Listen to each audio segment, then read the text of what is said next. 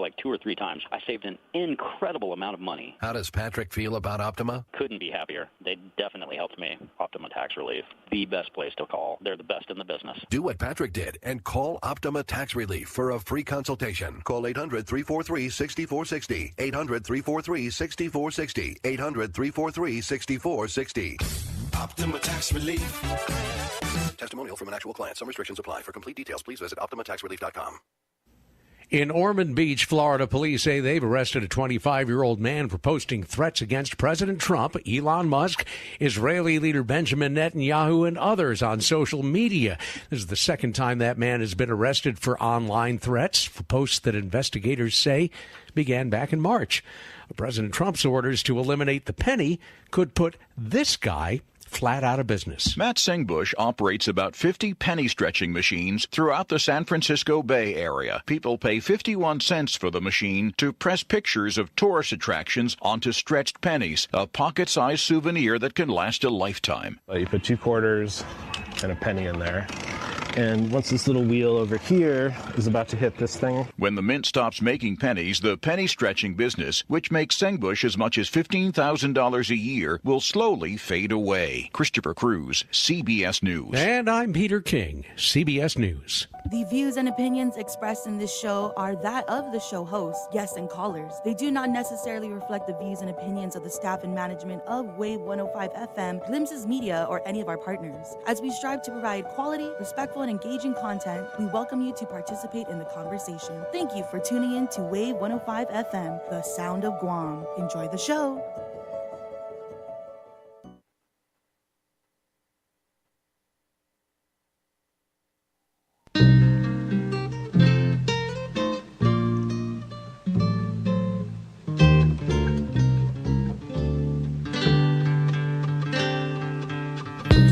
And we're back. Half a day, and welcome to Challenge the Status Quo. My name is Melvin Wonpat Borja. I'm with the Commission on Decolonization. The show is brought to you by COD and our friends over at Glimpses. We're excited about another round of political status discussion. It has been heating up, man. I don't even know what to think of it. It's such a weird and fun surprise for me.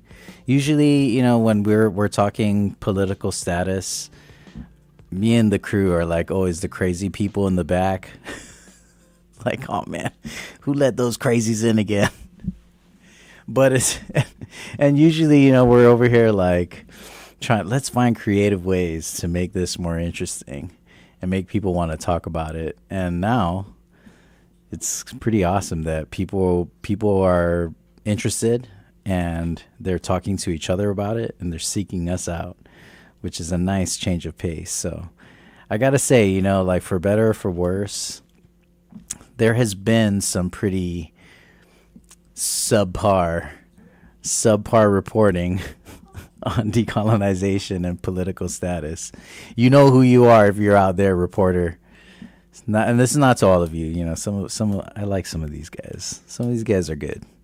Some of these reporters give us a fair shake, which I definitely appreciate. But there is some reporting that is, you could use a little work on your craft. You could polish it. You could polish it a little bit more. You know what I mean? Kobe Bryant would not be caught dead putting that game out on the floor. I'm just saying. But, you know, for better or for worse, I think that one of the cool things is that the discussion is, you know, it's evolving. The discussion is happening in our community, and it's great. It's great to see people having the discussion wherever you're at. You know, I think that that's oftentimes the thing that dissuades people from participating in the discussion is that they feel like they don't know enough. You know, they don't have enough information. So, you know, it's a precarious situation to be in. You want to participate, but you don't really feel that confident in your knowledge of the issue. But, you know, I think what's cool about it now is that, knowledgeable or not, people are getting involved. And I still think that's a great thing. You know, it's always a tough thing to have a conversation with somebody who's uninformed. But having a conversation with somebody who's uninformed that also has a seeking mind or is willing to, you know, to learn and to take on another perspective and consider another perspective, I think is awesome. You know, I think that's that's what the spirit of the debate is all about. You know, we have our own ideas and our own experiences and perspectives that are shaped by those ideals and those norms and values. But, you know, at the same time, like, hearing somebody else's perspective and other, you know, different point of view is important. You know, I think it's great that people are learning as they discuss.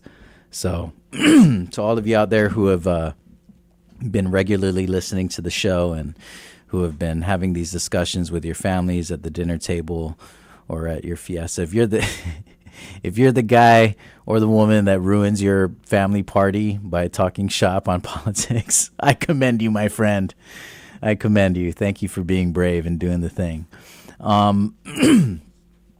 So the plan this morning was to talk about some of these Trump cuts and, you know, federal spending cuts that have, you know, created this undeniable impact on Guam. And I thought we were going to just jump right into the funding cut thing and talk about, like, the, you know, federal spending and priorities and all that, and then lead that nicely. I had this whole plan. We're going to lead it nicely into political status conversation, or, you know, what you would pick in a referendum. But I think we're just going to go the opposite. I think we should talk about political status first and then go into it, and we'll come back to it. Come back to status again after we talk about funding cuts. But I just wanted to say that this morning my crew sent me a link to one of these polls, internet polls in I think it was in the Guam Daily Post. And you know, I'm like most of us. I like me a poll from time to time. You know, I like to participate in a poll, pick my preference and push the button, hit vote, and see what turns out. I think the thing that frustrated me about the poll is that the poll includes, it's a political status question. What do you think would be the best political status for Guam? I'm summarizing. That's not what it is verbatim, but that's basically the gist of it, right? Is what would you pick, or which political status would be best for Guam? There you go. That's the question. And the options are, of course, statehood, independence, free association, but they include status quo. They include status quo, which I'm not happy about. I just think it's whack.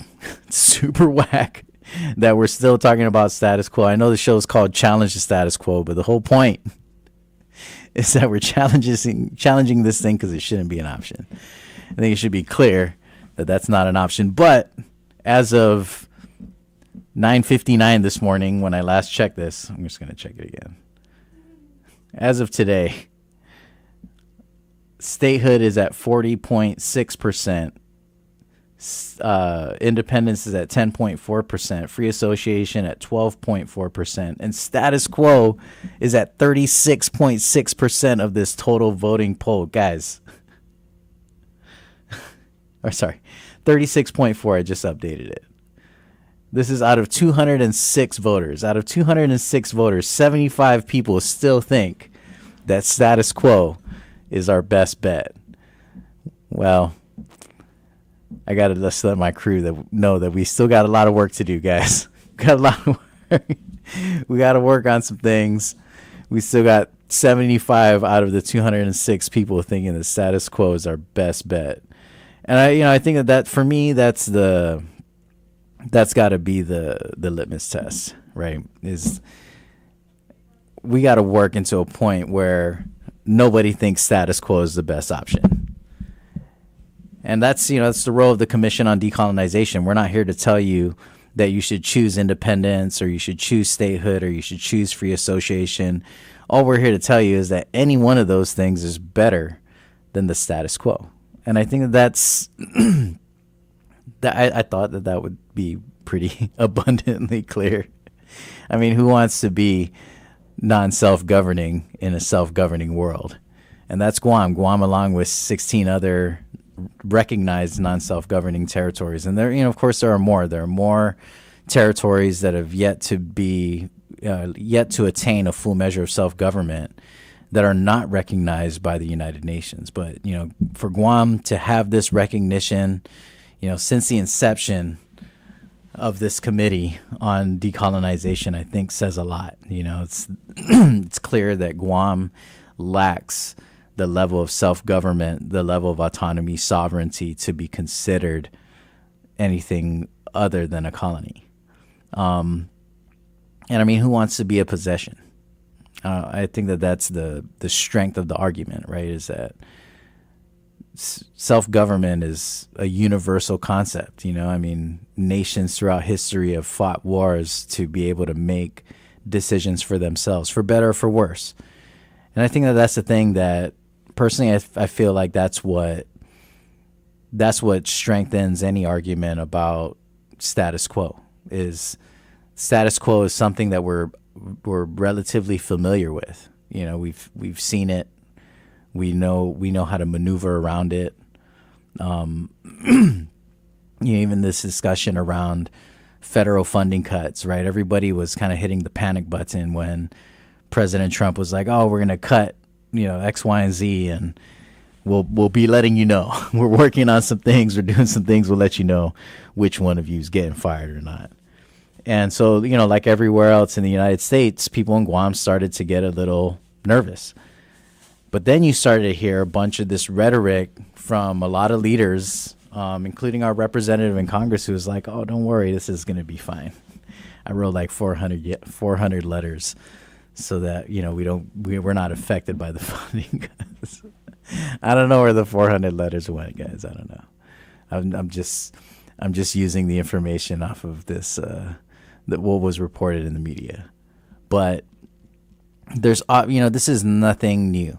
I don't think that it's anything unique or anything that our people, our voters haven't seen before. I mean, there's always a question about what is the impact on Guam. Oh, the United States Congress is doing this, that, or the other. What is the impact on Guam? What are these cuts? Where are they going to be made? How is it going to affect us? And oftentimes what we do, not just us, but other territories, we go after exemptions, right? Can we get exempt from this federal policy? Can we get this requirement waived so that it doesn't affect us? And that's a coin toss oftentimes. A good example of this is the Buy Back America policy. For those of you that are familiar with this relief money, right, coming out of COVID, even with FEMA, typhoon recovery money, there's this policy, right, that if you're getting federal funds, whatever it is that you purchase has to be manufactured in America. And this policy was built to, honestly, this policy is not that different than the principles behind the Jones Act, right? The Buy Back America policy was built to invigorate the U.S. economy and saying, okay, if the federal government is going to pay for all of these things, all of these, millions, trillions of dollars of, whatever relief effort, recovery funds, then we want to make sure that American businesses benefit. And so you put this requirement on that says, you want to construct something, it's been approved by the feds for this funding, then all of the materials you buy for your construction project got to be American materials. And of course there are loopholes, like all the parts for this machine that you're going to buy are built in China, but they put the thing together in America, so this qualifies for Buy Back America. It's not surprising, right? It's not surprising that the federal government said, "Oh, we're going to, approve all of this funding. Then we also want to impose American spending, right? American buying." I don't think that surprised anyone, but I also think that it's irresponsible to not consider the impact on a geographically unique place like Guam, right? Guam falling under this federal policy, right? The umbrella of this federal policy and this imposition that's placed on Guam is all fine and good, right, for other members of the American family. But for an unincorporated possession, an unincorporated territory like Guam that's so geographically disconnected from the United States, there's already a challenge, a cost associated, an inflated cost associated with doing business that's based in America. right? I mean, the closest point would be California. And not even Hawaii. You can't even use Hawaii, right? Because it's got to come, Jones Act compliance needs to, come out of the continent. So there's already an artificially inflated cost in doing business in Guam. It just makes economic, geographic, mathematic sense for us to source materials from the Asia market rather than the U.S. market. I mean, that's, putting all of your politics aside, numbers are numbers, miles are miles, costs are costs. And so, I mean, it shouldn't be surprising when we see these, the increased costs of doing business in Guam, simply because Guam is a territory, simply because Guam has, this unique geographic situation. And so, when I think about status quo in application to any of these things, whether it's Buy Back America, whether it's the Jones Act, or, U.S. federal funding cuts, I think it's clear that there is no benefit to being a territory. Even in the scenarios where, we get a waiver or we get some kind of exemption by the federal government for, grant funding, that benefit does not outweigh the costs or the detriments of remaining an unincorporated territory. It just doesn't. The math will never add up. Yeah, maybe we save a little bit of money because we got an exemption, or exception to the rule because of our territory status, but all the things that we lose simply by, circumstance of being a territory far outweigh the benefits that we get from exemptions. And so, I think it's this is a big task for our community, is, helping our voters understand that there is no benefit to remaining a territory. And, there are a lot of people out there who wholeheartedly believe that, remaining a territory, keeping this current status is the best possible move. And a lot of people there are a lot of educated people out there who still believe that. But, I think that the key for us is understanding what are the true impacts of remaining a territory. In this scenario, in this particular scenario, right, where we're talking about, let's say, Buy Back America, the impact of the policy on our people is undeniable. But what is the impact of policy when we have equal representation?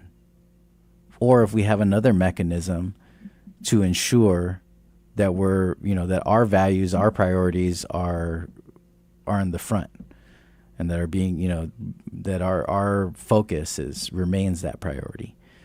It's virtually impossible to do without either meaningful representation in the system or with some kind of, equitable alternate mechanism, like a compact of free association or like international treaty, which is what we would use if we were either independent, freely associated, and of course, if we were a state, then there's your meaningful representation. But, right now, Guam has only a non-voting delegate in Congress. And it's no disrespect to the non-voting delegate position and the institution. I mean, there's significant work at a local level that went into creating the access to even the non-voting delegate position. So it's super important. It's absolutely a victory for Guam to have non-voting representation in Congress.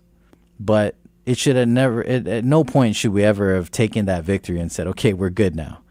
That's quite enough. That's good enough, guys. We didn't quite get to full self-government, but we'll just go ahead and stop here. I don't think that anybody should be satisfied with the victory of gaining a non-voting delegate in Congress. It's absolutely a major accomplishment for our people, and obviously better than nothing. But we can't keep kind of just assuming that we're just not good enough, or it's just not possible for the United States to extend equality and freedom and dignity to our people and our government. It's just that should never be acceptable. And granted, there are setbacks or disadvantages, challenges that you will face, that we will face, should we become a state, or should we become freely associated, or should we become independent. But nonetheless, there are a number of other things that would benefit us, and that I think would far outweigh the challenges that we would inevitably encounter. And so, I'm definitely concerned. I'm concerned to see that there are still so many people who are misinformed about the status quo and about remaining a territory. There's no benefit, guys. There's zero benefit in remaining a territory. No good can come of it. I mean, we've been a territory for the last 127 years.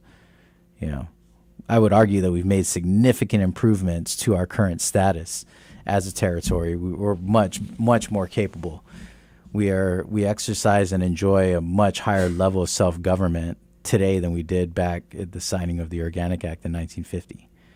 But we're nonetheless inferior. There's no way to paint that picture pretty. We're inferior. We have an inferior status. We are not bona fide Americans. We're statutory citizens. I just did this just recently. I had to get my 8-month-old son a social security card so I can apply for a passport. And so, me and the wife and the kids had to go, and I had to sign leave so we could go to the passport office and submit all the docs. And it's hard, dude. It is hard to confirm the identity of a newborn, of an infant. Like, do you have a government ID? Like, nah, man. I'm the kid's ID. Yep, we made this human. We can confirm that this woman right here, yes, she carried this human. This is indeed the human that she carried in her belly for 9 months and delivered, healthy and safe.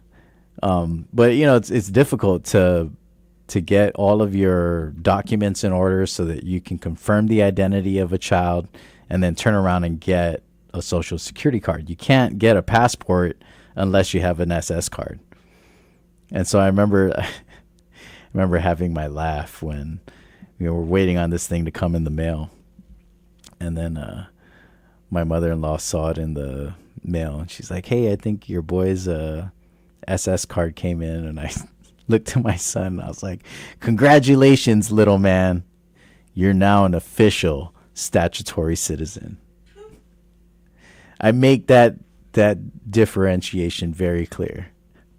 I would normally congratulate you on birthright citizenship, but that's not what you got, my friend. That is not what you got.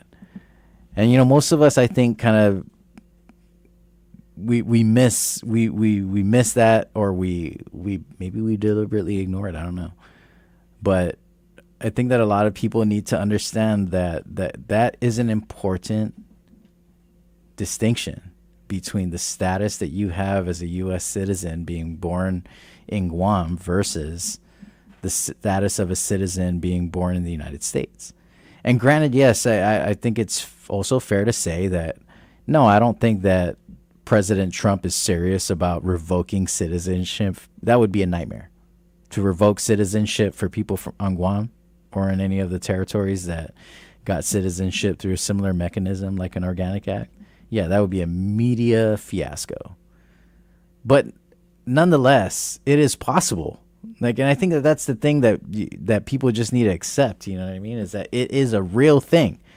It is absolutely possible to revoke statutory citizenship.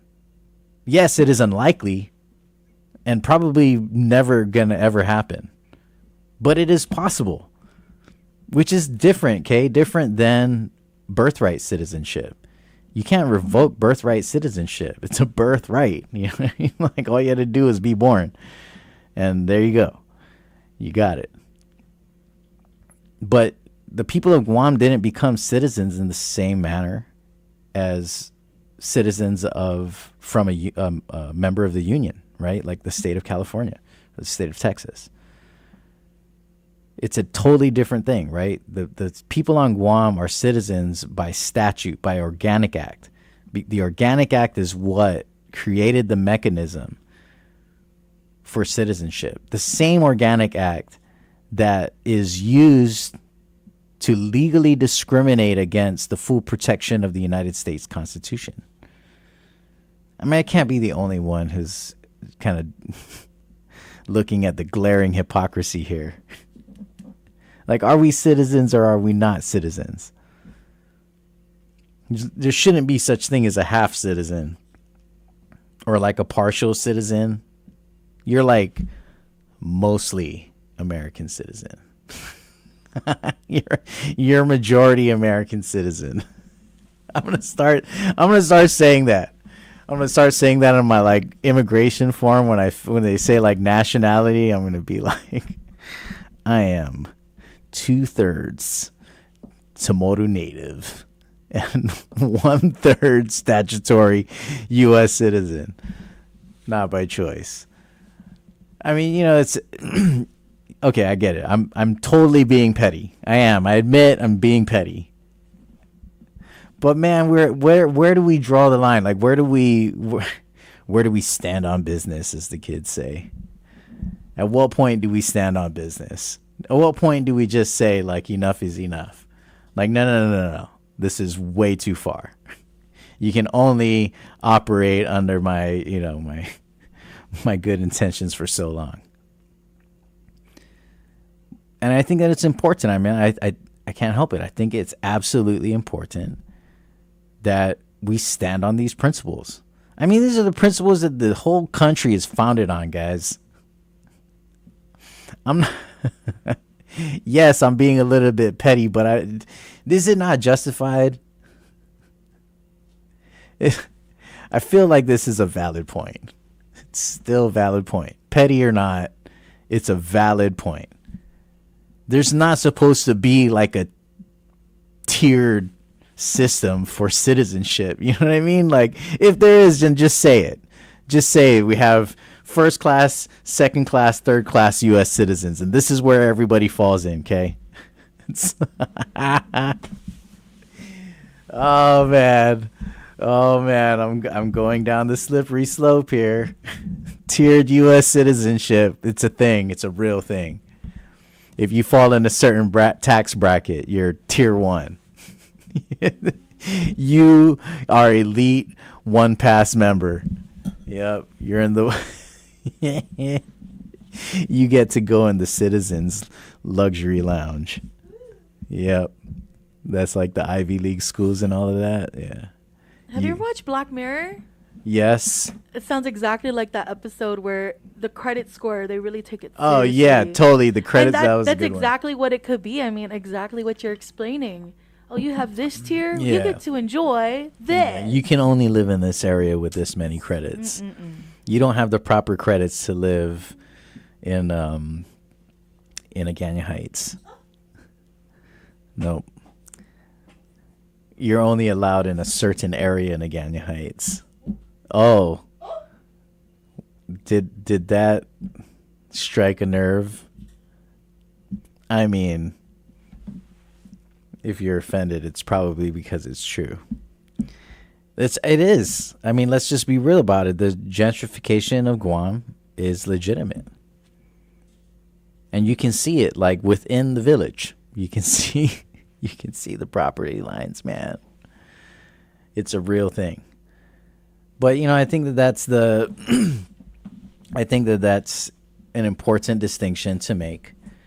And I think it's something that people should be not just mindful of and aware of, but quite frankly, if this bothers you, if this kind of rubs you the wrong way, then I say good. I think that means you're paying attention. Next year is America 250. So there's this thing, if you haven't heard about this. Oh, shoot, time out. I got a request. Hey, crew, do you guys know how to turn the volume up on the Instagram live? Do you know how to turn up the volume on the Instagram Live? Anybody know? Is there a way, or is that just the mic? Maybe I just need to project more. Maybe. Vito Guerrero says that my volume is sitting low. flat on the... I don't know. I think it's only... I'm looking at the volume levels on you're good the here. feed. That's because that's the mic, right? This thing is just the in-house mic. I think I just need I need to project more. Oh, Vito says maybe his Bluetooth and him are it's the Careta. Oh. Maybe it's me, but there's also, we're on 105.1 FM, and we're also streaming on the Wave YouTube, right? This is YouTube and the Facebook. Yes. Yeah, so if the volume is not great on the Instagram Live, check us out on the other feeds, but I'm just going to bring it up. I'm over here Monday lounging at the mic. I'm doing my my voice with the Riz, as the kids say. My wife has been harassing me because I keep on using Riz. I just learned Riz, Reese. I just learned it. You don't need Riz. You don't need Riz right now. I just learned it. I'm like, that's so funny. I finally learned it, and I'm proud of myself because I can use it in the correct context. Stop. Yeah, I'm so I'm over here trying to get my Riz on this. You trying to Riz this? I always think of candy when I hear Riz. Like I think of Razzles. Yeah, I Riz think of Raz. Razzles, or what is the other one? Isn't there a candy called Rizzlers? It's not the Razzlers? Twizzlers, that's what it is. Yeah, it sounds more like candy for sure. Can I get a Riz, please? This is how I know I've been out of the school system for so long. I always used to be super on it with the lingo. I was on it, super on it. I was always up to date because I had, teenagers exposing me to all of this 5 days a week and shaming me. That's how the teenagers do. That's how you learn in a teenage environment. They shame you. They're so in the culture. They are. But I'm with that. I can't get too mad about it. Like some of them I definitely confuse me. I'm still learning cap. All cap, no cap, I still mix it up. I just avoid it. Until I can't. Anyhow, going back to this status discussion, there's a lot that's happening in the nation right now that I think many people we're feeling the impact directly here in ways that we haven't in the past. And I think that it's something that signals to a lot of people there's this gap in representation, and it's real. And so I was mentioning earlier that next year we're the United States is doing this thing called America 250, because in 2026 the United States will celebrate their 250th anniversary of independence. It'll mark the 250th anniversary of the Declaration of Independence. Well, let me just do the English teacher thing. Let's break it down, boys and girls. Hey. The Declaration of Independence. Hey. It's not like the request of independence. It's not the friendly suggestion of independence. It's a declaration. Because that's how it went down 250 years ago. Well, 249 years ago. 249 years ago, the people of the soon-to-be United States of America, and I'm not talking about the indigenous people of the First Nations. Shout out to them. But the colonies, right? The colonizers. The colonizers were being colonized. How ironic. And they were upset, right? They're upset about taxation without representation. You can't tax me if I'm not going to be a part of your government. Sound familiar? I'm trying to make the algebra as simple as possible here. But I mean, the United States was just like, no, we're not having this. And so they declared their independence. They said, no, you don't get to own us.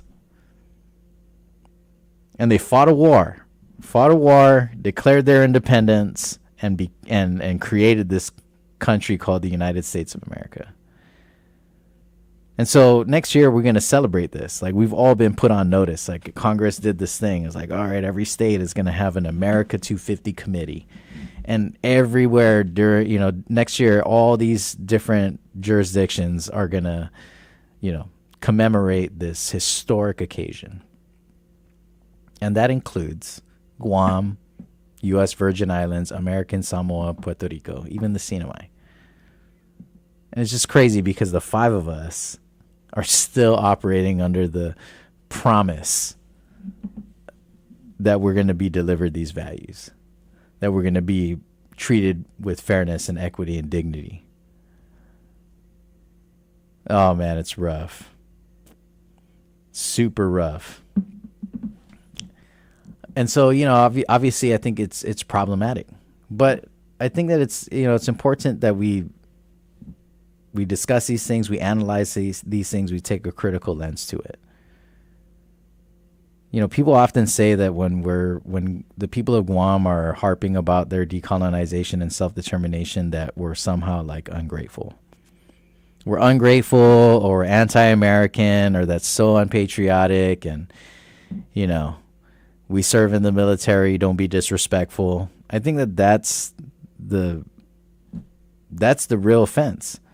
Is that people on Guam, Chamorro people, regularly embrace these American values and uphold them. Chamorros fight and die at a higher rate per capita in American wars than anywhere else in the United States. It's crazy. Think about that. I would argue that it's us who are defending these values worldwide. Yet, these are values and rights that are not applied in full to us simply because we live in a place that's considered a territory. And so I think it's super problematic. I think it's super problematic to say, oh, Guam, you should celebrate America 250 when we've been a colony for over 500 years. Yeah, I think that's pretty wild.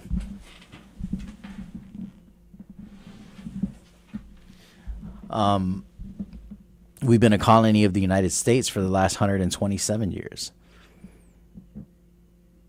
And so, I mean, even if you look at United States history, the only reason why Guam is listed in the United Nations list of non-self-governing territories is because the United States put us on that list. The United States recognized that we are not self-governing, not fully self-governing, and that we do have a right to self-determination. Guys, self-determination is an American principle. I mean, it's a universal human right, but the United States kind of popularized this in the League of Nations and brought this principle to the United Nations after World War II. And so anybody out there who says that decolonization and what we're doing here is, anti-American or unpatriotic, like, man, you're way off base. You really should go read American history. You really should. I mean, these are very clearly recognized American principles and values. I mean, this is not acceptable for not a single state in the Union. Not one of them. Keep in mind, guys, that they weren't all there. There were 13 of them in the beginning, right? The 13 original colonies. We're doing the history lesson here. Break out your U.S. flag. Go get your bikini that has the U.S. flag on it. Count the stripes. 13. 13 original colonies. And so there are a lot of other colonies that were elevated, right? Because colonies are just territories, they're possessions. They were elevated to a full measure of self-government. That's why there are 50 states. Guam was never being considered for a rise into full statehood. If we were, we would have been made an incorporated territory and put on a direct path to statehood, but we were not. We were made an unincorporated territory, and there's a very clear difference, right? The intent of an unincorporated territory is not to elevate that territory to a full measure of self-government via full incorporation as a state. And so I mean, I think it stands to argue that there's been a clear history of discrimination against people in the territories.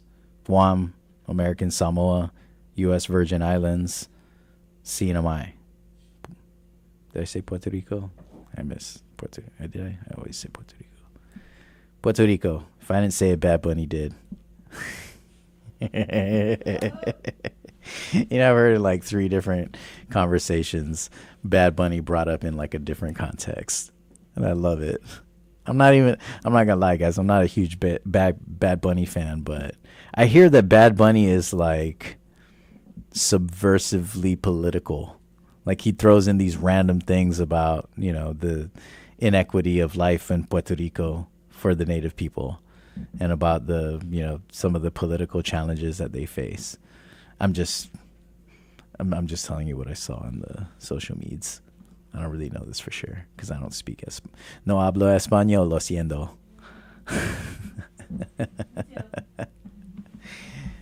But for reals, guys, I don't think that I can't be crazy. I know I acknowledge that I'm often the crazy guy, but I know I'm not. This is just way too logical for me to be making it up. It just makes too much sense, man. It makes too much sense. And so, you know, when I look at political status, let's just take, since we started with Buy Back America, let's take Buy Back America. Buy Back America is a totally different ball game if we're a state, or if we're freely associated, or if we're independent. All 3 of those provide a viable mechanism for us to be treated fairly and equitably. Freely associated nations also got some kind of funding support during COVID. They also get some kind of funding support during natural disasters. There's just a different mechanism for how they get that support, how they get that money, right? And every nation does this. Every nation depends on other nations to support them in their times of need, to partner on certain priorities so that they can advance their goals collectively. But that's not what Guam does. Guam is put in this place of perpetual dependency because we don't have the resources to sustain our services and our needs for our people. But we also don't have the ability to go out and find those resources and engage in international partnerships like sovereign nations do. You know, you look at, for example, what the bare bones consideration was for the first round of CARES funding during COVID, right? Every state was given a floor, an amount of money, of federal relief money that they wouldn't have gotten any less than that, right? Every state got a certain amount, no less. Some states, based on population, were able to argue and effectively be awarded more, right? If they had a bigger state with more people, then, you know, like places like New York, California got more than some of these smaller states. But territories were given a certain amount to split among themselves. And so right off the bat, you know, we're not being given a baseline consideration like states, and it's being applied solely on population. So places like Puerto Rico took the lion's share of the funding, which is, you know, understandable. They have way more people than Guam has. But, you know, to treat us, territories, Guam, you know, Puerto Rico, American Samoa, USVI, to give us only a formula calculation based on population, but with no floor, is clearly different, right? It's not fair treatment between us and states. There's no way that that's possible if all 4 of us were states, because then we're an equal decision maker, right? We can go into Congress in the Senate and say, no, we don't agree with that. That's not fair. We go and we rally up all our supporters, right? All of the Congress reps who we've supported in the past and we want their support now. And we go and we win out in a vote. And we get that kind of, baseline consideration for equitable treatment. Similar through different mechanism is what freely associated nations did, right? Or have done or continue to do, is that they negotiate based on their needs and their values, something to happen within the confines or the framework of their compacts, right? Their compacts are like a contract. And that's what allows them to make a negotiation and, participate in negotiation and come to an agreement with the federal government, an agreement that cannot be deviated from. It's a binding contract. Or we're an independent nation with an international treaty with the United States or any other nation for that matter. And we figure it out through that mechanism. Right. So like freely associated nations, they didn't get the same kind of or the same amount of federal aid after the pandemic or during the pandemic. But because of their status, they also were eligible to receive World Health Organization funding, which is what they used to augment whatever they didn't get from the feds. And so freely associated nations kind of had like a hybrid approach. Right. They're able to go and find international money where they qualified and then find federal money where they qualified. And they're just playing the math game and putting those two resources together until they get what it is that they need. Countries that have international treaties with the United States, they use those treaty mechanisms to figure out if there's a way for them to get funding support for certain situations like an epidemic or like a natural disaster or like a war, right? The same thing would be applied in defense. And that's essentially what our neighbors in Micronesia have, right? Is that they have a compact of free association that comes with a defense arrangement. Don't you think it's odd that, in this conversation, there's a totally different tone from our neighbors in Micronesia around the geopolitical conflict between the United States and China? And it's because they have that relationship is very clearly mapped out through their compact of free association.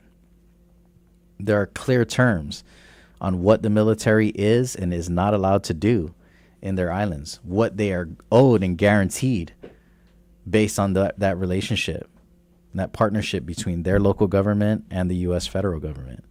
It's a very different thing than it is here, right? We don't have a relationship with the federal government. The relationship is based on consultation, not consent. All they have to do is tell us, this is what we're going to do, take it or leave it. The best that we can do is figure out how do we get a sweeter deal than what it is that they're offering. We will and deal for something to be added into it, right? Rather than to say, no, you can't do that. This is what we want instead. It should be a negotiation, right? I don't think that this is at any point has ever been us saying, let's decolonize so that we can just kick all the military out and be done with it. Ultimately, this is a negotiation. We have to decide as a community, what kind of relationship do we want to have with the United States? And of course, military is a part of that relationship. So is economics, so is tourism, so is public education, so is social services. All of these things are the responsibility of an organized government. And if Guam is going to be an organized government, a fully self-governing organized government, then it requires a negotiation between us and other partners. One of those partners will always be the U.S. federal government. I don't think that's, we're not arguing about separation here, guys. I don't know what you've been told, but the Commission on Decolonization is not a separatist movement. We're an empowerment movement. We're a fully self-governing movement. That's what we want to be. We want to be fully self-governing. Now, how we become fully self-governing, whether that be as an independent nation, a freely associated nation, or a nation that is fully incorporated into a larger nation like the United States, then so be it. But any one of those mechanisms gives us a full measure of self-government and gives us way more ability to navigate these very difficult times ahead of us. And we're really seeing that now. So we only got about 5 minutes left for the top of the hour. And I didn't even get to scratch the surface on all of this other federal stuff that I wanted to talk about. But we're going to get to this in the next hour, just to give you a kind of preview of what we're going to be doing in the next hour, talking about in the next hour, is primarily focused on President Trump's creation of the Department of Government Efficiency, otherwise known as DOGE. I think we should call it like doggy instead of Doge. Anyhow, if you haven't heard of Doge is built to bring accountability and transparency to federal spending, ensure taxpayer dollars are spent wisely and effectively, and it has reportedly already saved taxpayers billions of dollars. President Trump, according to a release from the White House, is quoted as ushering a golden age for America by reforming and improving the government bureaucracy to work for the American people. The Trump administration is committed to freezing bureaucrat hiring except in essential areas, to end the onslaught of useless and overpaid DEI activists. DEI is diversity, equity, and inclusion activists buried into the federal workforce. So I'm sure many of you have heard about this already. DEI really is in the crosshairs of all of this work, right? The idea is that Trump's administration doesn't want to recognize the validity of diversity, equity, and inclusion, which has really guided and informed a lot of the policies out of the United States in recent years.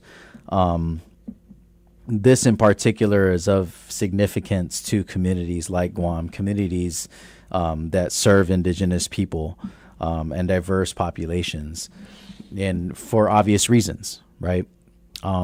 There's a clear inequity between indigenous populations and the wealthy minority in the United States. And so the access to certain programs that help to support the development of these communities and the sustenance and social services to these communities is paramount. Just to kind of put this in context for Guam, a lot of federal funding that is considered for qualifying populations in the United States are applied almost across the board in Guam. Like, for example, the free and reduced lunch program for public schools. Every kid, usually that is Title I? Title I program, right? It's an income-based program. So you have to fall within a certain income tax bracket in order to qualify for a free or reduced lunch. But now the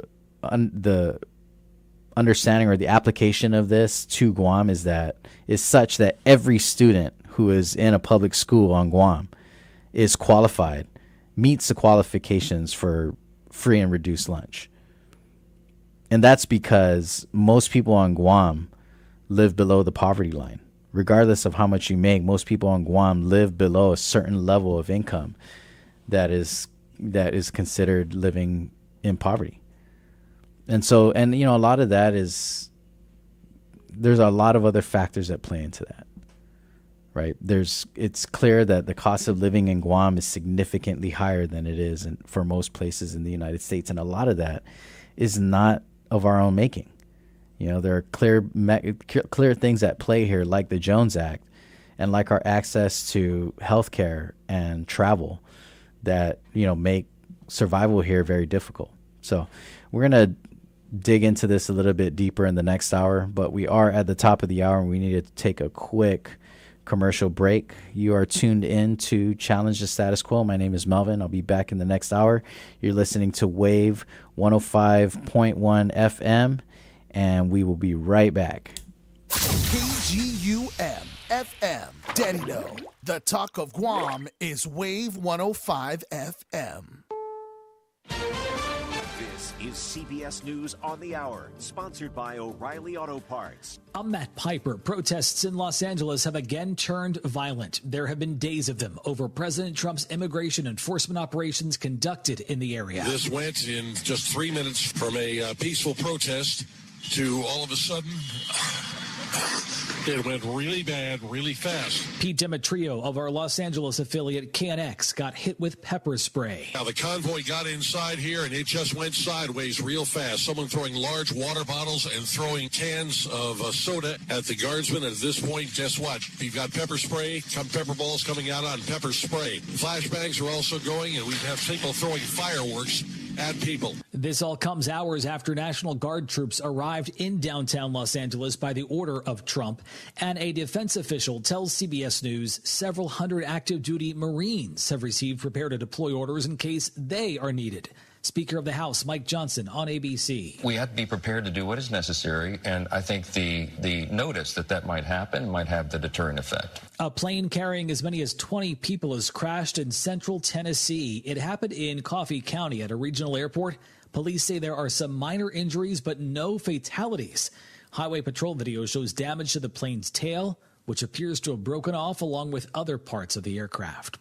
Jewish culture is on full display at the Boulder Jewish Festival. It comes 1 week after the firebomb attack on a walk to raise awareness for Israeli hostages held in Gaza. CBS Denver's Michael Abeda is there. Security is high, but still, so are spirits, because people just do not want to let the events of last week or hate win. They want to be able to celebrate their Jewish identity, their Jewish culture, and their religion as freely as anybody else has the right to here in the United States of America. This year's men's French Open final lived up to the hype. There's a new king of clay. Oh, it's over!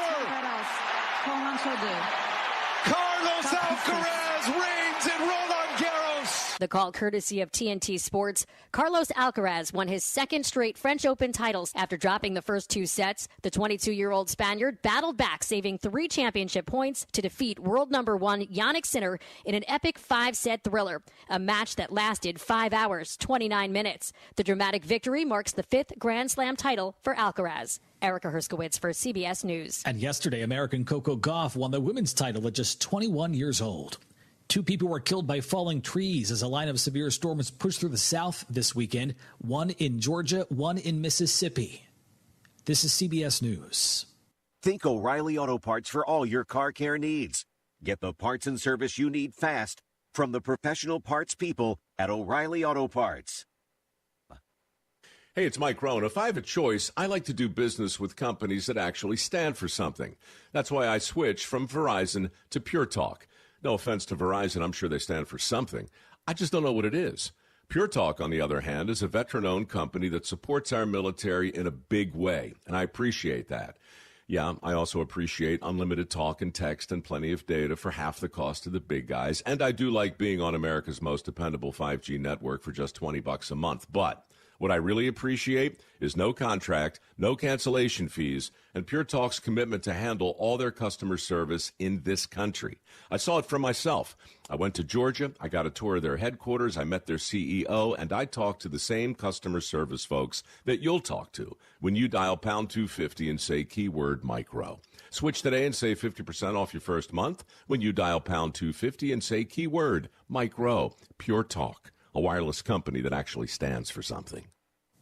More police and fire departments are using a new alert system to clear the road ahead of them. Captain Dean Riddle with the Southern Marin Fire District in California says with today's cars, it can be hard to hear sirens. Unfortunately, they're so soundproof that a lot of the outside doesn't necessarily come in. His department is now using the Haas Alert System, which sends drivers audio and visual alerts to their phones and dashboard screens as soon as a fire truck siren is turned on. Emergency vehicle reported ahead. They could be 2 or 3 cars ahead, and they're already starting to pull over, reducing response times and possibly saving lives. Michael Wallace, CBS News. For a third weekend, Lilo and Stitch is tops at the box office. It added nearly $33 million.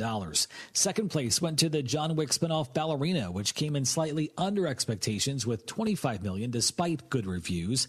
Mission Impossible: The Final Reckoning. It's still there. It slid to third place with $15 million this weekend.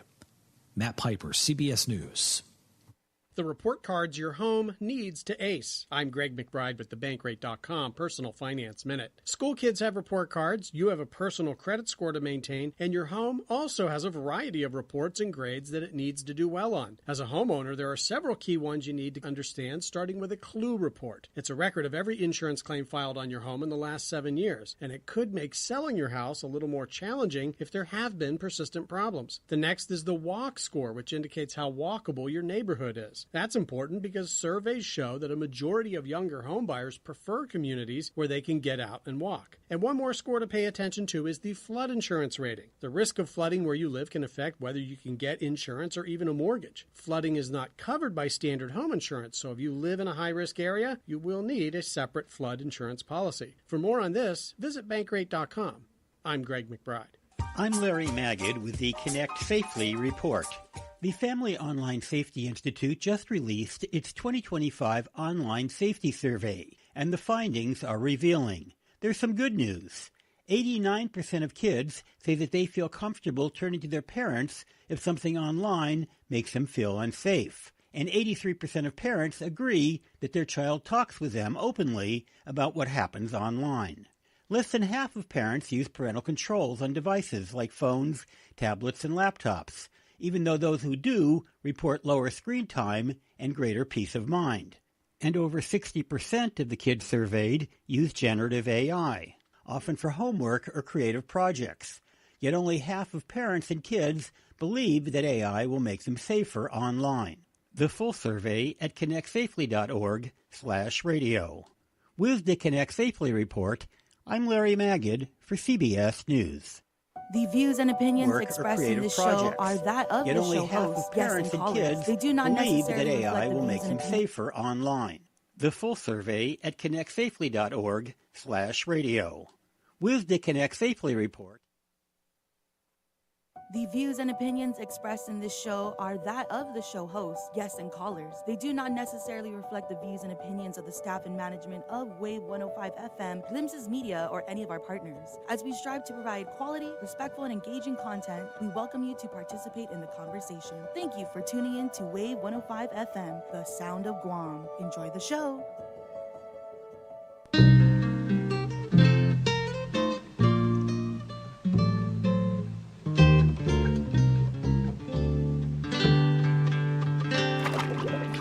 All right, and we're back. Thanks for hanging in there for the break. You're tuned in to Challenge the Status Quo on Wave 105.1 FM. My name is Melvin. I'm from the Commission on Decolonization. The show is brought to you by COD and our friends at Glimpses. In the last hour, we were talking a little bit about this recent poll in the Guam Daily Post regarding political status, preference, self-determination, vote, and plebiscite. I was a little frustrated because the poll still includes an option to choose status quo among the other three legitimate status options: statehood, independence, free association. If and when Guam ever holds a vote for self-determination, has a referendum, at least the current law, even though it's had its challenges in the federal court system, reflect that there will only be three options available to choose from in a referendum, and that would be full inclusion, otherwise known as statehood, or full incorporation, free association with the United States, or independence. Status quo will not be on the plebiscite, and that's because status quo is an inferior political status that no nation should have. There are no benefits from remaining an unincorporated territory, and remaining an unincorporated territory, no matter how much it is improved, will always lack the necessary requirements to become a fully self-governing nation. We were talking about this in context of federal spending and some of the impacts that we've seen from the Biden administration in regard to federal spending and workforce cuts. So we mentioned in the last hour that there was information released by the White House regarding the issue of government accountability. The president opened an office called the Department of Government Efficiency, otherwise known as DOGE, which really effectively instituted a lot of these diversity, equity, and inclusion funded programs. And I wanted to talk a little bit about what are some of the direct impacts on Guam. One of the major ones that was reported on was the closure of Guam's Small Business Administration Office, which is otherwise known as SBA. SBA was created in 1953 to help small business owners and entrepreneurs pursue the American dream. It's the only cabinet-level federal agency fully dedicated to small businesses, and it provides counseling, capital, and contracting expertise as the nation's only go-to resource and voice for small businesses. Guam had an SBA office, but on March 21st, under the White House cuts, the SBA announced plans to lay off 43% of its workforce. For us on Guam, the story was reported through the executive director, Ken Lujan, who told the PDN that the Guam branch covers all of Micronesia for the SBA Hawaii district office. And they definitely felt the impacts. Director Lujan was given a same-day notice that he was being let go after 40 years of running the Guam branch office. SBA really began operating in Guam in 1962 after Typhoon Karen. Director Lujan coordinated with the arrival of SBA disaster response teams from Hawaii after typhoons Paka, Omar, Pangsangwa, and Mawar. A lot of people on Guam know SBA because that's often the source of low-interest loans for disaster relief. And so SBA on Guam is absolutely critical, as Guam obviously is part of the Ring of Fire and right in this typhoon belt. We're no stranger to natural disaster. And so there's a very relevant need for SBA representation. With the office closing, it basically means that there will be no SBA representatives in this time zone to assist with SBA loans that are secured, nor will there be anyone employed to advocate for local issues to the SBA. Director Lujan was quoted as saying, quote, "You won't have someone to speak for the community. We don't have a voice," end quote. Sound familiar? Yeah. Representation is everything. And so similar to the impacts that we feel having, little to no representation or meaningful representation in the seat of power in Washington, D.C., so too is the impact felt when we don't have representation within the SBA. Hawaii is in a different time zone. It's a challenge for us to, work around access to that time zone or access to expertise in that time zone and not have accurate representation coming out of the field here in Guam. Obviously, challenges are different.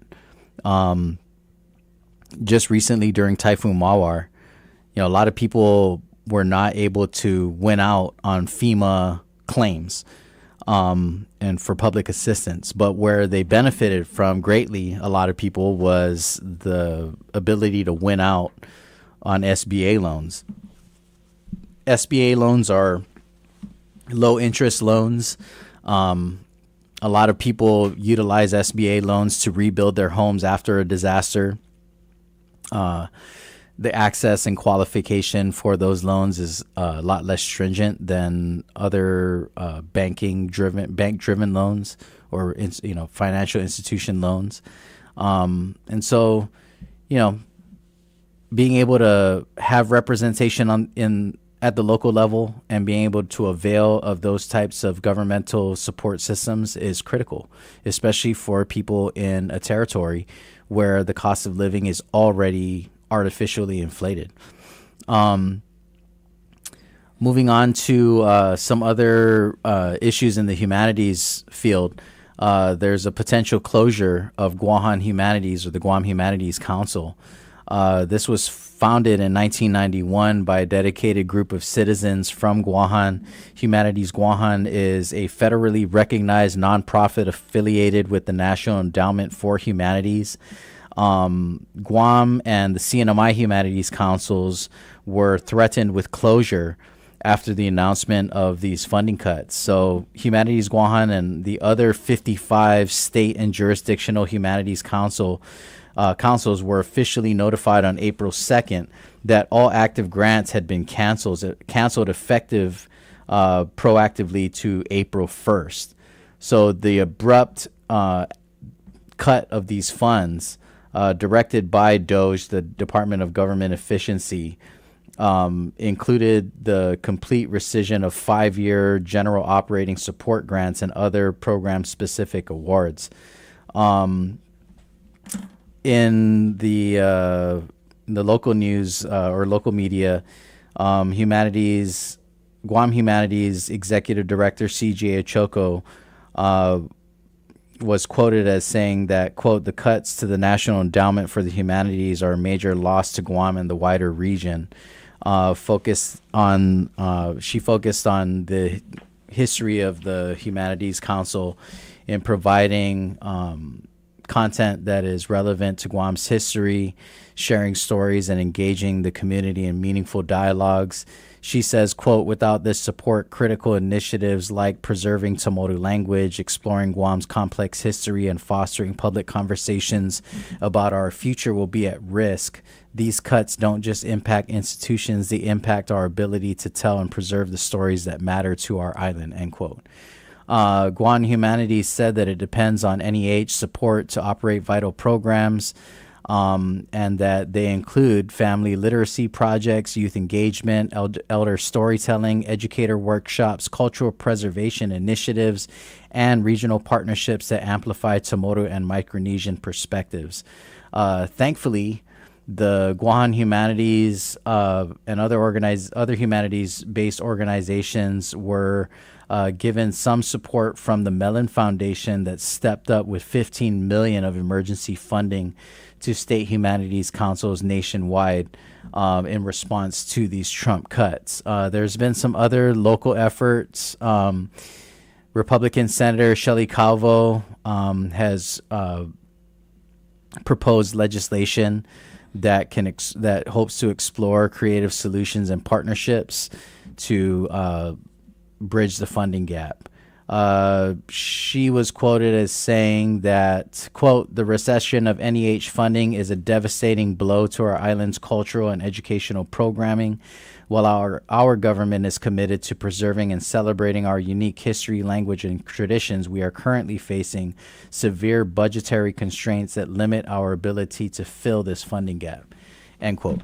I think this is particularly interesting in the sense that, there is this, it seems to be this disconnect even among, party affiliates in Guam and the continental United States. So, as you know, Donald Trump is a member of the Republican Party. But there's difference in perspective from even local-based Republicans who are questioning the impact of these budget realignments and cuts. One thing that I think is great about Guam is that Guam is often united, one, on political status issues. This has always been a bipartisan supported issue, but also in regard to cultural preservation, language preservation, and history.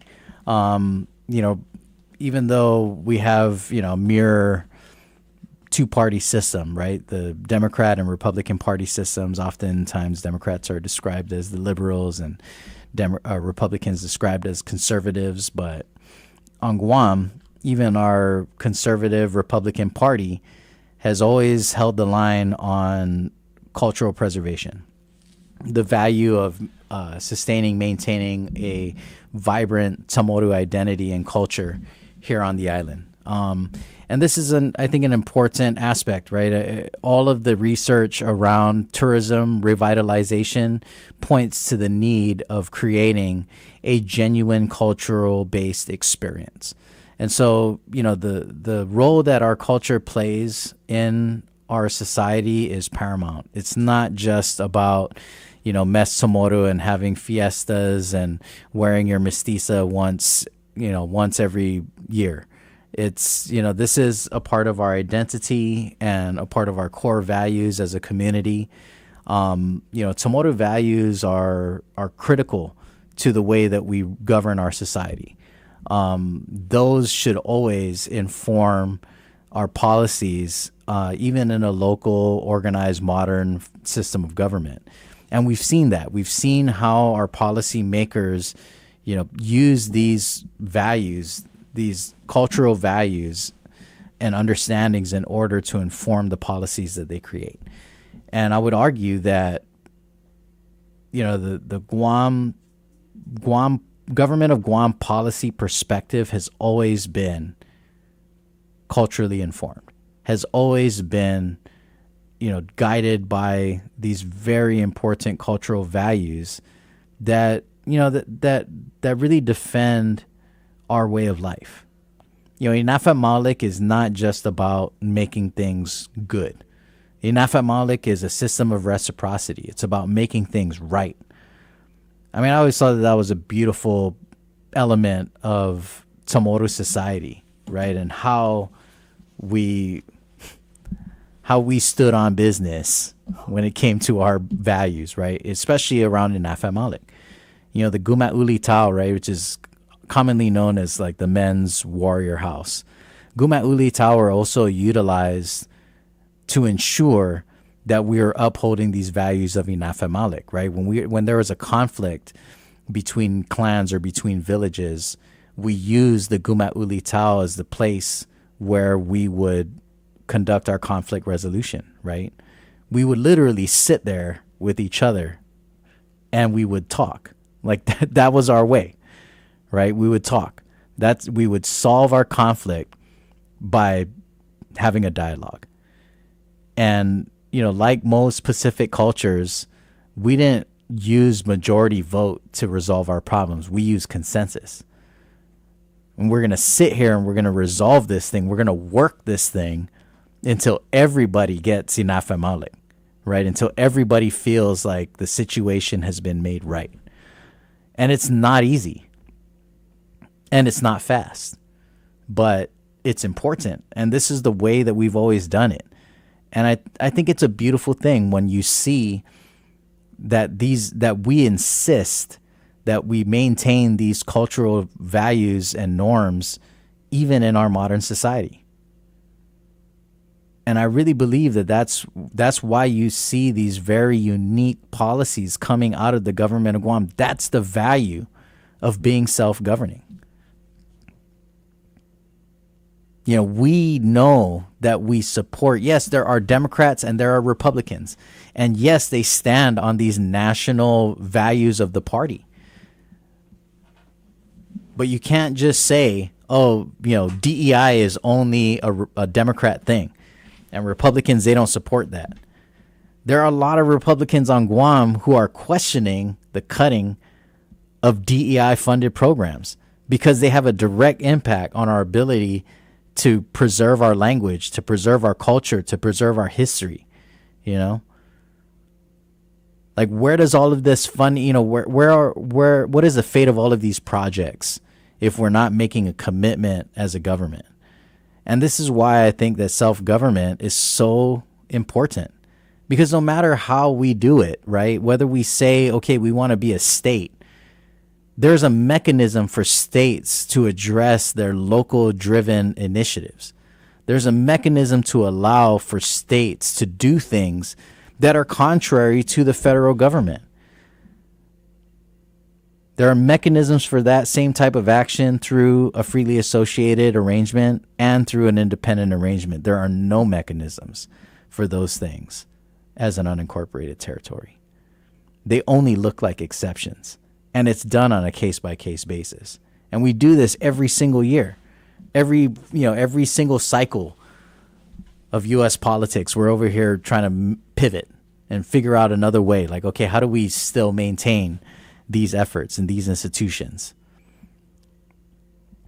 But, until we are empowered to effectuate a full measure of self-government and build our society in our own image, right, in ways that we think are appropriate for our community, in ways that uphold our values and our way of life,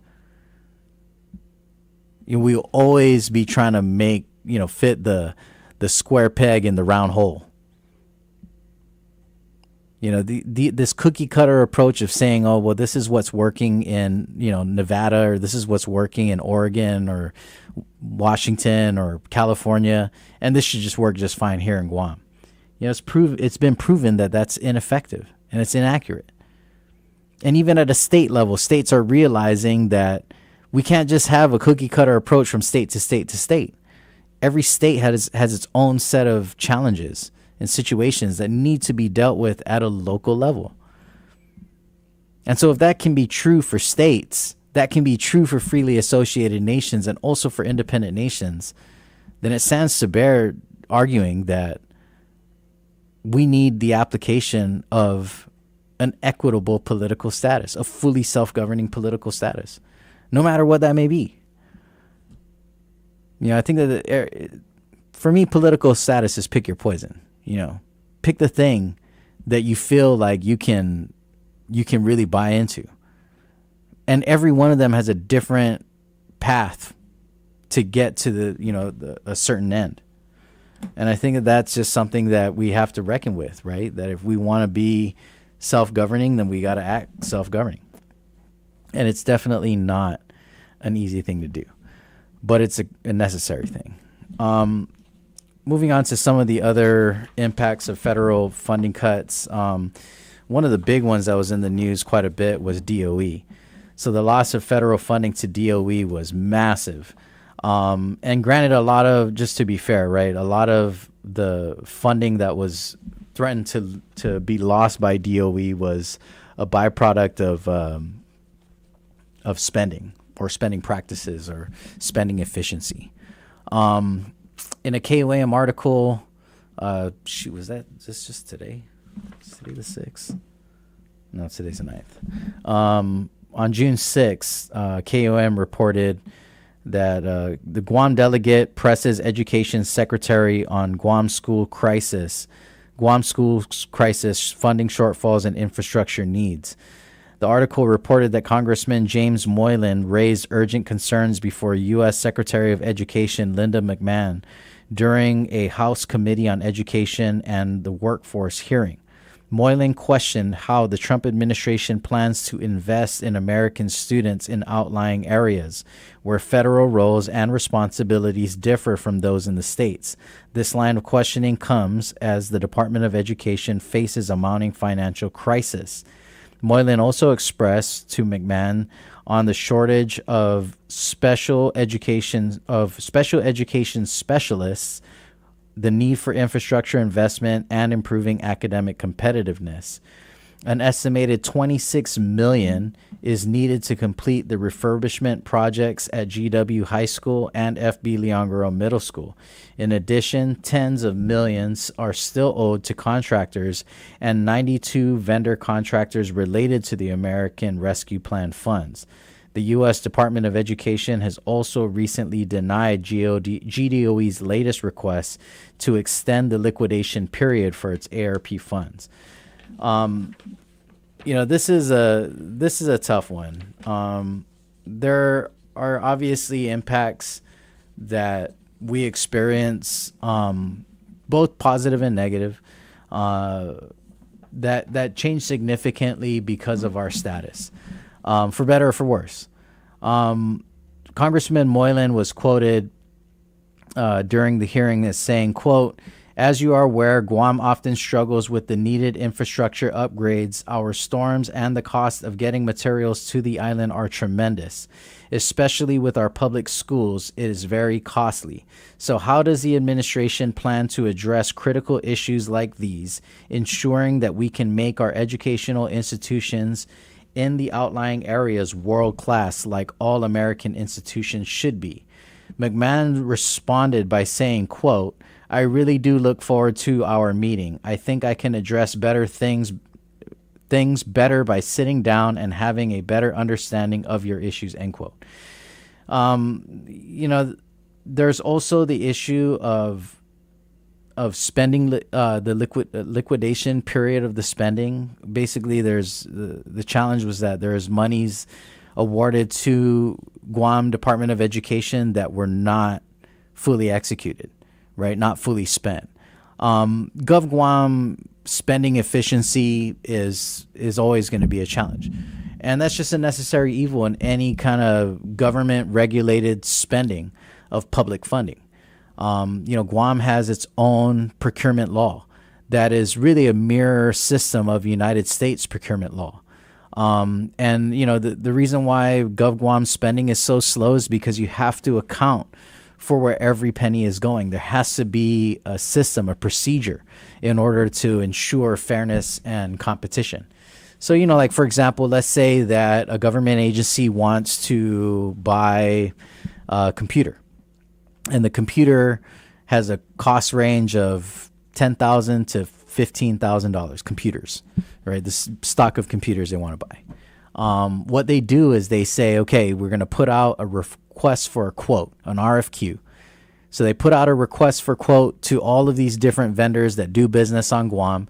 And that's the fairness side, right? Competition. You have to give everyone notice that, okay, my agency wants to buy X amount of computers. And so we say, okay, here are the specifications of the machine that I want and how many I want. And then every company will be able to say, okay, this is how much we charge per unit for a total of X amount. And then what we do is we take all of those responses for quote, and then we identify the lowest price that meets the specifications that we want, and then we turn around and we cut a purchase order, right? The purchase order basically is like a promissory note. And so once we know, okay, this is the vendor that we're going to buy the computers from at this rate, then we put out a purchase order which says, okay, I promise to pay this amount, and we are not allowed to pay until everything has been delivered, right? And so when the company says, okay, here's your 15 computers that you asked for at this rate, and then they invoice us, and then we turn around and we cut a check. The reason why we do it that way is so that I can't just call my cousin and say, hey, I'm going to spend, I need 15 computers at this specifications, give me a deal. And then I just go deal with my cousin and give him the contract. And, other businesses don't get a chance to make money off of a government contract. Everyone should be able to compete for a government contract. And the way that we determine a winner is on the best deal for the government. That's why we go with the lowest bidder, which, is not perfect, right? I mean, obviously you get what you pay for. Sometimes you don't want the cheapest thing. In which case there's also a procedure to say, yeah, I know this one is cheaper than this other vendor, but this is why I want to pay the higher amount to this vendor for a better quality product. And as long as you have the justification to do so, it is possible. It just takes a little bit of time. The difference comes when we're spending larger amounts of money, right? Anything above $25,000 and above is considered a bid. So if the assessment comes back and it's over $25,000, then you have to go into a bid process. And basically what that is that you put out a invitation for proposals, right? And then you open an invitation for bid. And so you'll say, okay, here's my job. This is all the stuff that I want to get done to these specifications. And then companies will say, okay, this is how much I'm going to charge you. And it's a closed bid. So company A can't know what company B is charging. Otherwise, it's called bid rigging, right? Like I can't tell a vendor, oh, so and so is charging this amount so that you can charge me 5 cents less and then you win. That's illegal.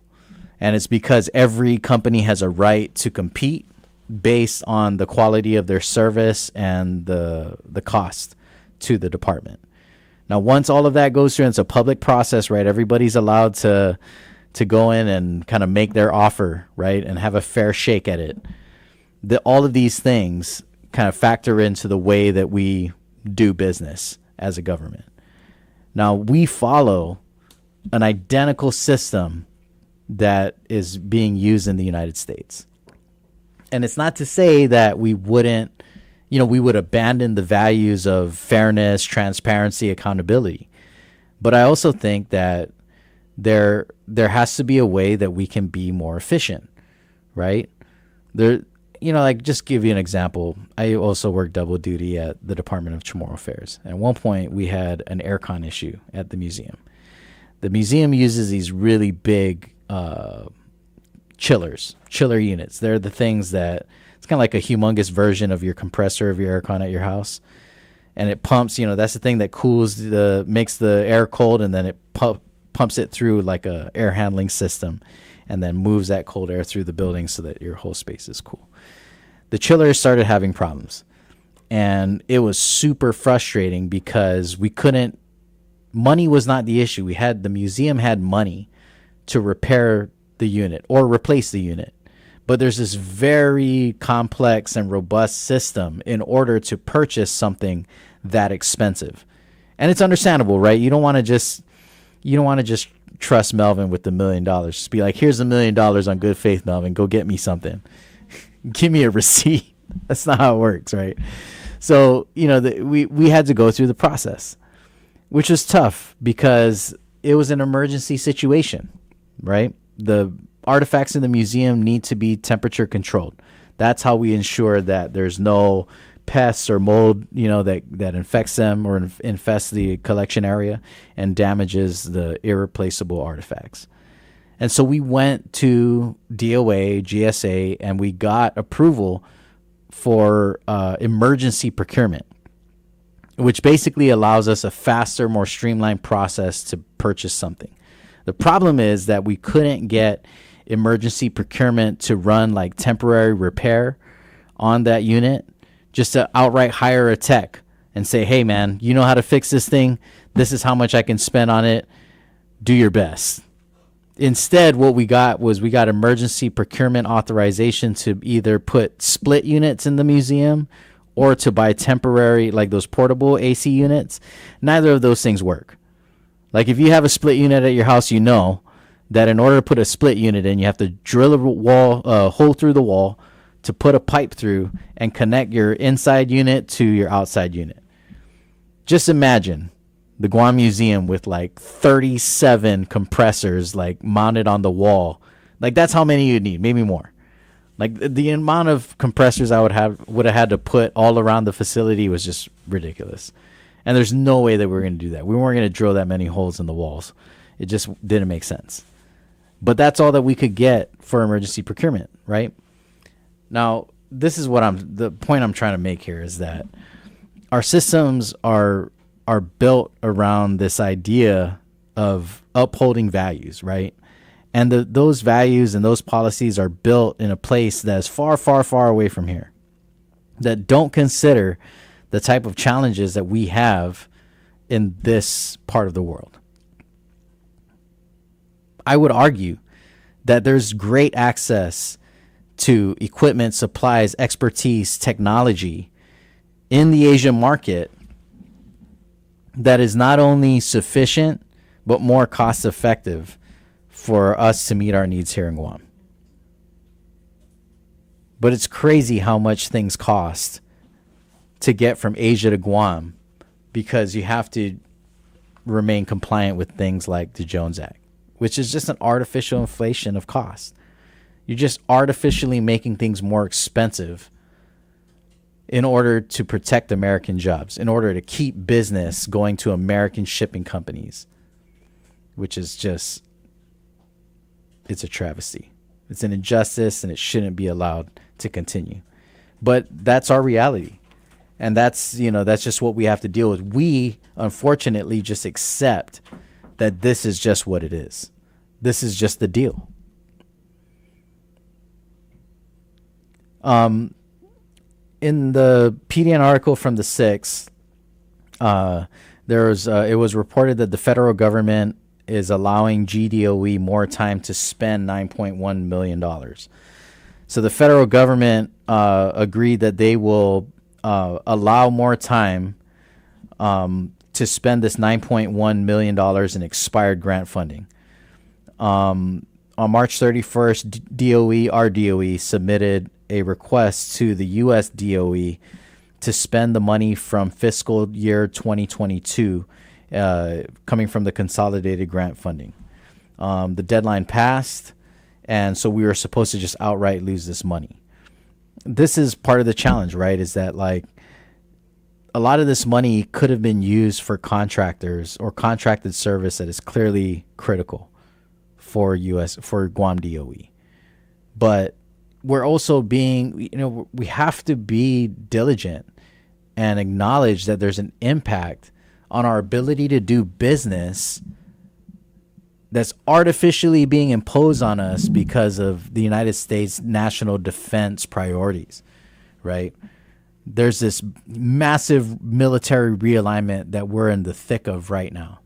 And this is not about the military, okay? I know it's super easy to be like, oh, Melvin's going off on the military again because he's anti-military. I'm just talking about math right now and numbers, just basic numbers. The demand for military infrastructure build out and improvement is massive. Guam has always been faced with the challenge of how do we, solve the availability of skilled labor force on Guam against the demand. The demand is so much higher than what we actually have in local capacity. And this is another frustrating thing for me because a lot of people back in like 2010, when we first started talking about the buildup, 2009, a lot of people were saying, oh, this is going to be great for Guam. It's going to make all these new jobs. All these people are going to have jobs, good, high paying construction jobs. And then we turn right around and we're like, there's just not enough people to build all of these things that need building on Guam. And so finally we started saying, okay, we need to get real about H-2B worker visa application to Guam. We need to be able to get approval for H-2 workers to come to Guam to, help meet this demand. And that happened. That absolutely happened. But that happened in a way that would prioritize the concentration of that labor behind the fence. The priority would be defense-related projects. And I mean, my whole thing is, look, if you were serious about investing in Guam's community, if this buildup was really about the people of Guam, then the federal government would have ponied up and said, hey guys, guess what? We're doing like an island-wide job fair skill set training boot camp.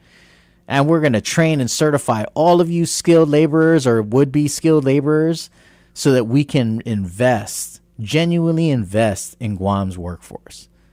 But instead, they said, let's go get us some cheaper foreign labor using the H2 program. And then we turn around and created another gap in capacity for local projects. And so there's very little, if any, skilled labor from the H2 program that is going to outside the fence projects. And this has a clear impact on operations like the Department of Education. And I think that that's undeniable. Think about what we're dealing with Simon Sanchez right now. We're trying to rebuild Simon Sanchez. Will there be enough skilled labor to complete that project on time so that these kids can get back into a campus that they can call their own?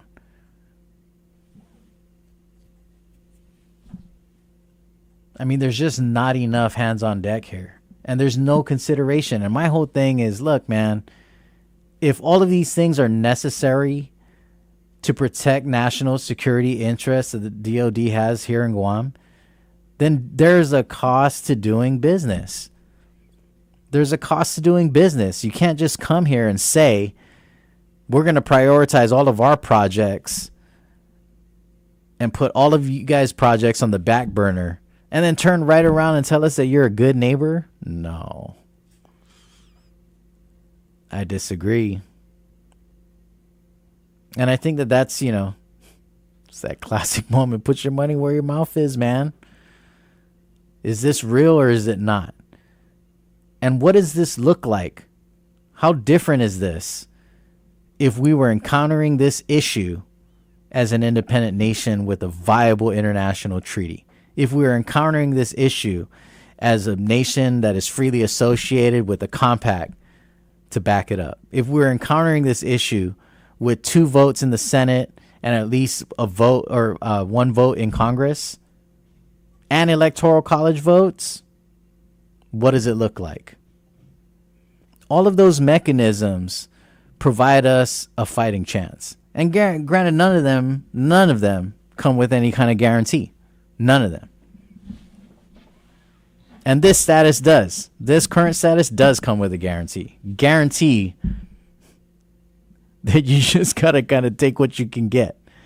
Guarantee as an unincorporated territory, you will be unrepresented. And you will have zero mechanism to create any kind of viable leverage to achieve your goals. That's the guarantee that you got as an unincorporated territory. I'd rather roll the dice as a fully self-governing nation. Whatever the case may be, whether we're fully integrated, whether we're freely associated, or we're independent, either one of those things provides us with a real shot at winning for our people. And, regardless of whatever everyone else's definition of winning is, we're going to put our people first. And that's what every nation does. Every nation puts their people first. That's what nations are supposed to do. That's what governments are supposed to do. You're supposed to put your people first. And yes, we understand that there is a geopolitical conflict, that this has, security and economic implications that, trickle down all across the globe. But we also have to acknowledge that Guam has the greatest risk of any nation in the world. The risk to us is greater than the risk to the United States, is greater than the risk to China. I think the only one that's on pace with Guam's risk is Taiwan and the rest of Micronesia. I would even argue that the risk to Guam is far greater than it is for our neighbors in Micronesia, the freely associated nations.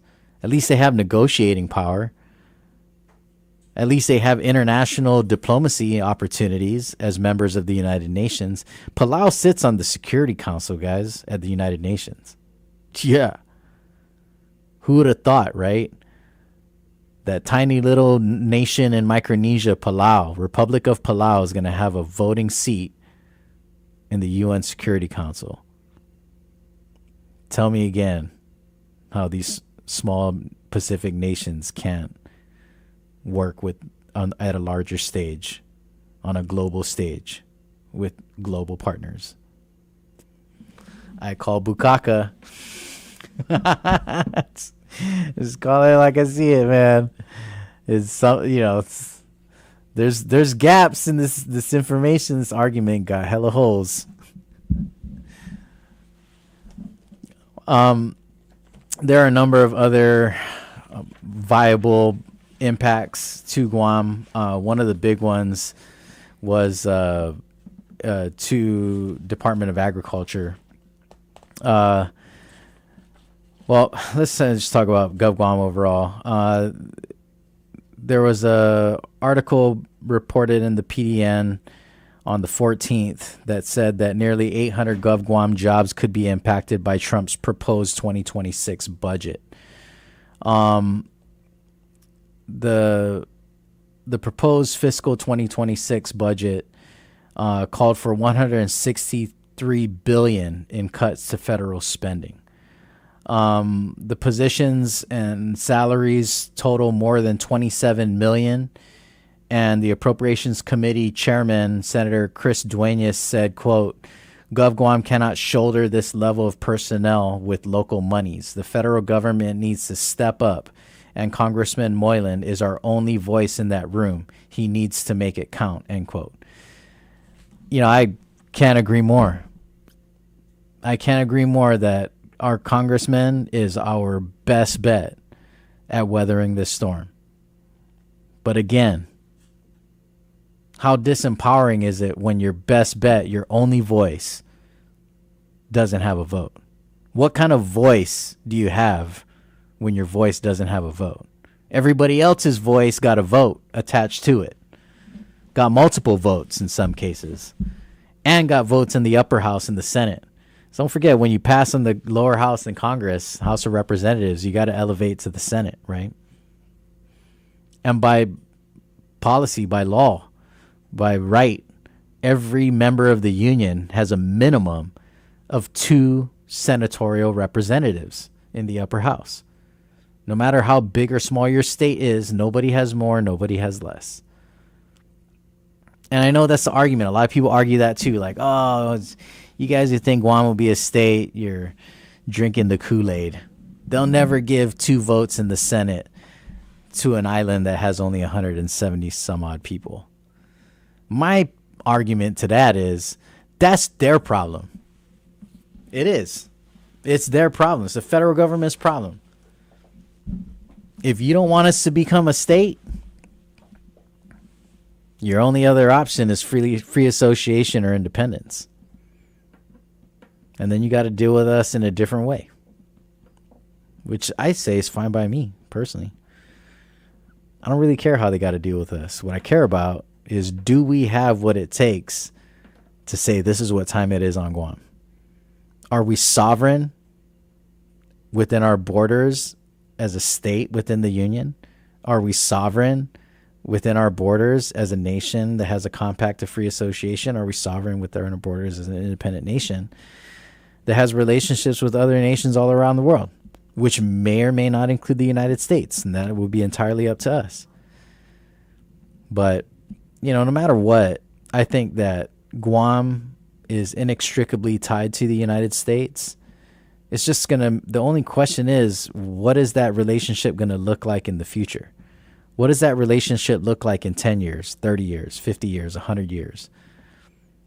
And that will be greatly impacted by the status that we choose and the status that the United States chooses to recognize and uphold. And so, you know, I again, guys, I'm going back to the poll that included status quo. I think we need another poll to remove status quo. Can we get a poll to remove status quo from the poll? Don't accept it, guys. Don't accept any assessment of our political status values that allows us to remain the same. We should not remain the same. I think that that's the message here. Our community needs to send that resoundingly clear that we will not accept the status quo. There is no more improvement that can be made on the status quo that will bring us to the necessary level of a full measure of self-government. Nothing. There's nothing that you can do to the status quo. The only way you could improve the status quo to meet the full measure of self-government is to turn it into full incorporation. That's it. That's what it is. And if we were an incorporated territory, we were on a direct path to statehood, then this would be a totally different discussion. We probably wouldn't be having it in this context that we are now. But instead, the United States has decided to take advantage of the unincorporated territory status and ultimately, inarguably, exploit our community and our island and our resources for 127 years without ever considering the possibility of a full measure of self-government, even if that meant full incorporation and equality within a U.S. system of democracy. I'm just saying, guys, if you love you some America, do you want to be like half America, like part America, a portion America? You're only America on, like, you know, certain days of the week? You're only American on July 4th. And America 250 on the anniversary. That's unacceptable. That's unacceptable to every single American within the existing country today. That's unacceptable 250 years ago. Why would we accept that today? Why would we acknowledge and openly accept an inferior version of American citizenship and American government? I mean, that isn't that anti-American? I think that that's anti-American, guys. I'm not the best at math, but something is not adding up here, man.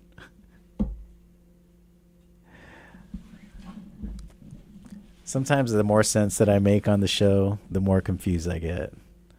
That's what's happening right now. This is making way too much sense, and now I'm confused.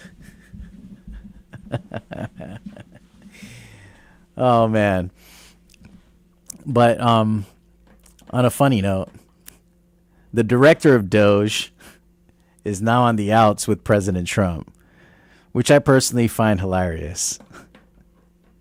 I always thought it was a little awkward and weird when like Elon Musk showed up at the White House and President Trump is like, yo, this is my friend. And I just made him a job. We just created the Office of Government Efficiency, some random ambiguous office of which Elon Musk will be the director. And now these two is having themselves a lover's quarrel. And they're like shaming each other on Twitter. Or X, sorry. X. My bad, Elon. X. Rebrand. Recognize the rebrand. And so now these two are like calling each other out on social media. I don't know, guys. I'm just a little embarrassed personally. I'm embarrassed when I travel and I have my blue passport and they see it and they're like, oh, what's up with your president? I'm like, man, I didn't vote for that president. We don't vote for any of the presidents. We're just along for the ride. We're guilty by association. It sucks to be guilty by association, guys. Super sucks. But I just think, I don't know. Do people not find this humiliating? That like the leader of the free world is over here like having a lover's quarrel on social media. Oh yeah. Oh yeah, you're gonna say that about me? I'm gonna say this about you. It's embarrassing. It's embarrassing, man.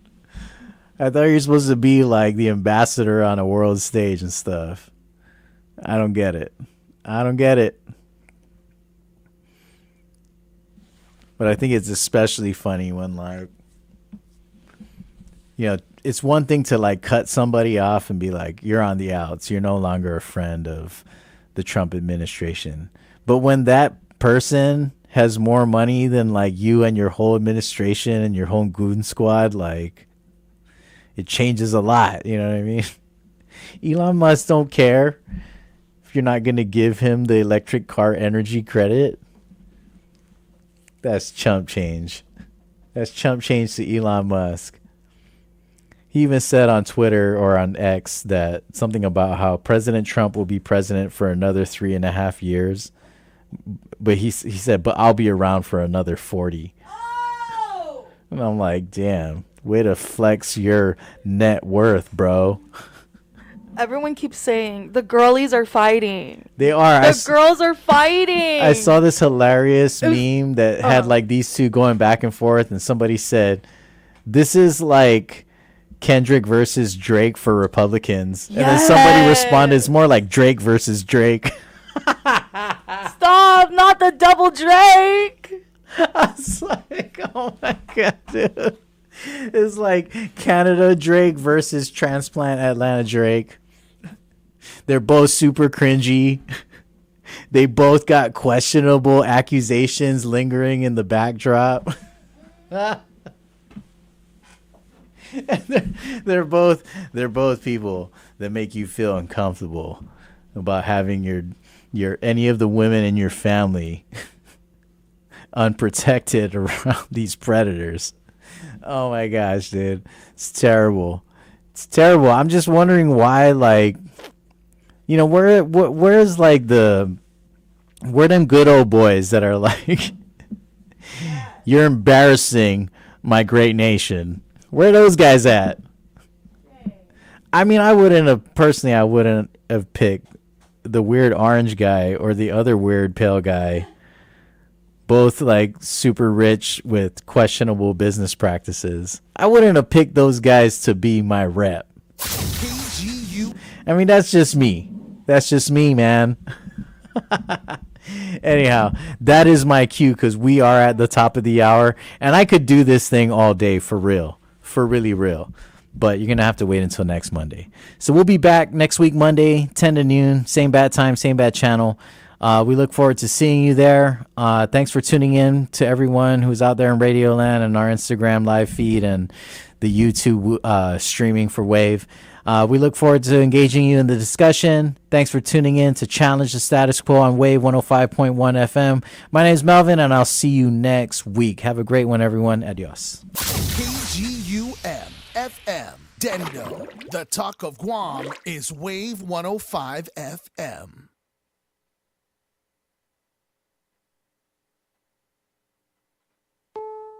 This is CBS News on the Hour, sponsored by Progressive Insurance. I'm Matt Piper. For a third straight day, things are getting heated in Los Angeles. Hundreds of protesters are outside a detention center facing